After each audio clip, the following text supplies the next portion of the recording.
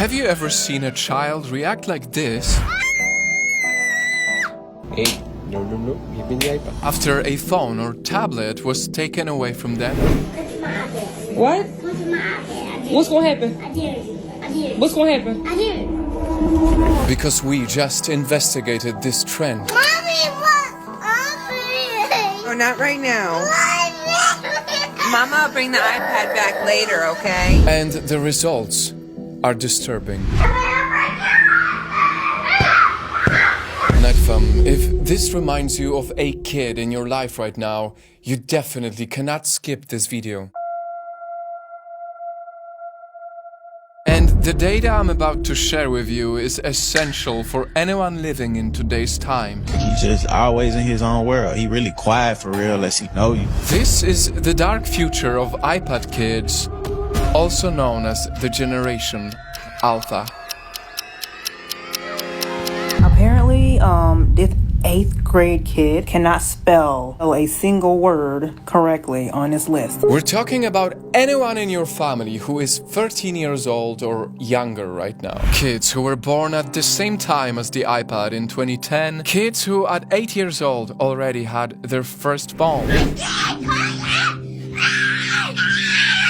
And they're the only humans in the history of the world to have grown up with a gadget as a babysitter. Mama, will bring it back, okay? I mean, some of these kids haven't even experienced what it's like to get dirty and play outside with neighbors. They literally cannot comprehend a life without social media. And sadly, their parents have chosen the easy way out, using the iPad to shut them up. And don't get me wrong, I can kind of understand you. Many of you parents are just tired. That's why you do this. At least I want to hope so. But see, the temporary relief of 5 minutes when you're letting a gadget take care of your crying child has a permanent curse in exchange, and it lasts for a lifetime. And it's important to say that this isn't just my opinion. This is data. Just recently, school teachers came out saying these iPad-raised kids are doing really bad. Teachers who have taught their entire lives are just up and quitting their jobs now because they can't handle these kids anymore. The iPad kids are out of control. They can easily tap on touch screens, but cannot do basic things like reading or writing. They quite literally don't have the muscles built in their hands to write properly or have the stamina to write because these kids weren't using their hands enough as children. They tend to also get lower scores on language and critical thinking. And sure, they know how to navigate digital apps, but in exchange, they are years late in their education. I teach 7th grade, they are still performing on the 4th grade level. Are you joking right now? And these are future leaders, our future doctors, our future nurses, our future...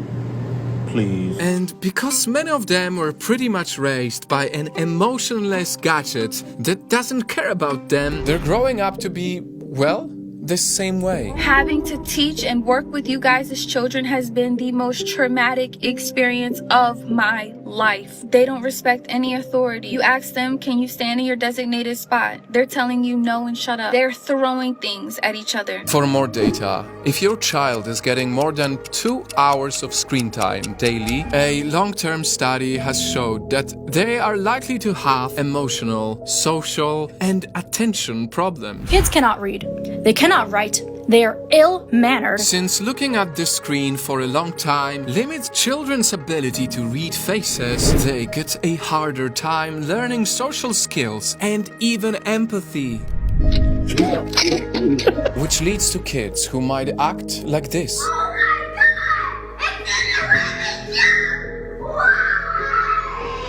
Like they have anger issues, because when you train them to have everything in an instant, they don't even get to learn about patience. I'm taking away your iPad. No. Give me the iPad. They don't even get a chance to be challenged or learn how to cope with difficult feelings. Okay. Alright. They detach and disconnect. Well, then you can read and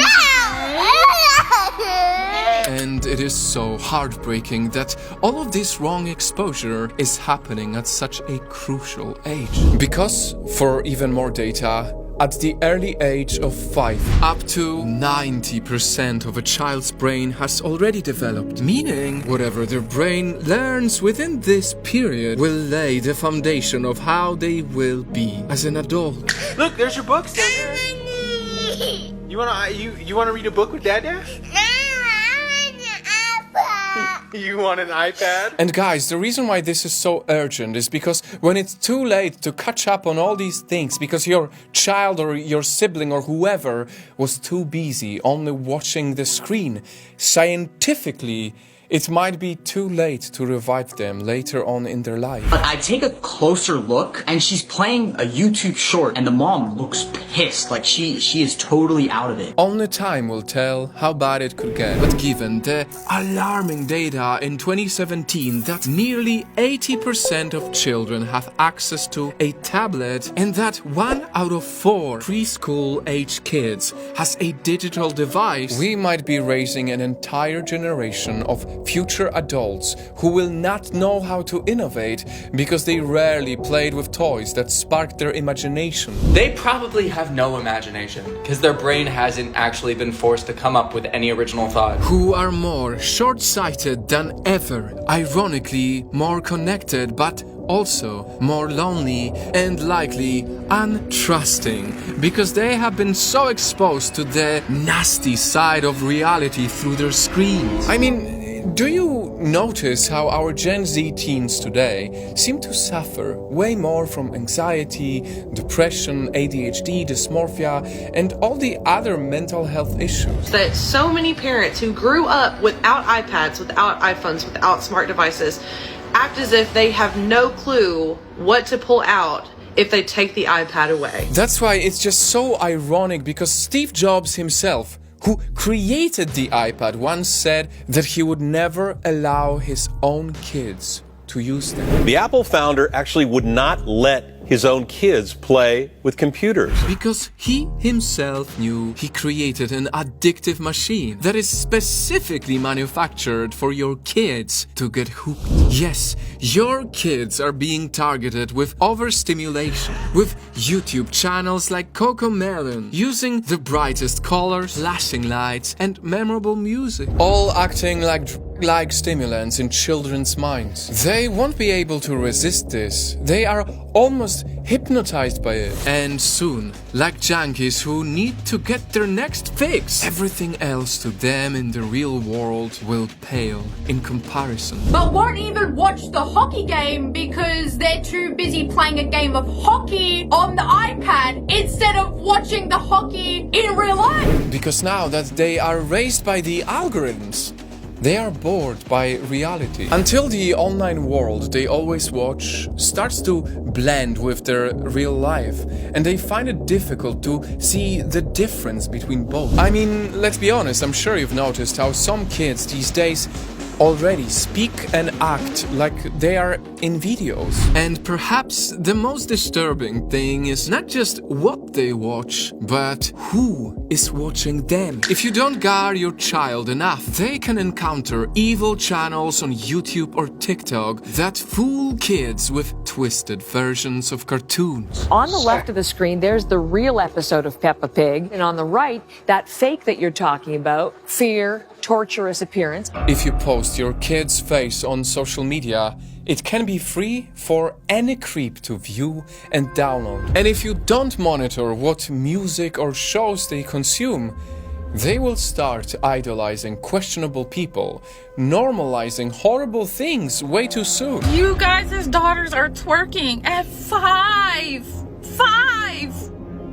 Where's the parenting? But, Nightfam, hearing all of these concerning things, is the problem really with the iPad, or is the problem with the parenting? This will be her first iPad, but she had 3 tablets. Currently on the 3rd one right now, because the other 2 broke. But yeah, moms, what do you all think? I might get it for her either way. Because while these future problems are very real, it's also true that these gadgets do help the kids be smarter too. After all, the iPad is only just a tool. It's all about making sure you use the tool and not let the tool use you. Finally, how can you save your kid from this dark future? It's simple. embrace being a parent and let your kid be a kid. When they throw a tantrum, talk to them through it. Don't just give them the tablet to get peace. That's why the iPod's up there on top of that cupboard, so little boys don't get it. Let them go outside and touch grass. Let them have the same rich childhood you had. Because boredom is really where their creativity can shine. And if you absolutely have to give your kid that iPad, make sure they are at least 3 years old, and please keep it to a minimum until they learn to never look for it anymore. What do you want? I want the iPad.